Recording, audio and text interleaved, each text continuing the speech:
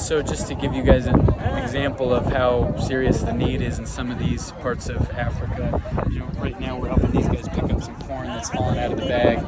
For us in the States, we would just leave it, we would just call it. But even when we were doing the distribution with flour, Johnny was shaking his jacket off with the flour on it, and the guy was like, no, don't waste that. Like, let me, take a handful of that and put it back in the bag. And it's just something for us to think about as Americans. It's so hard for us to understand how important and what an emergency this is. Francis Chan talks about giving all the funds from his book away and people saying, what if an emergency happens with your family? And he's like, what do you mean this is not an emergency?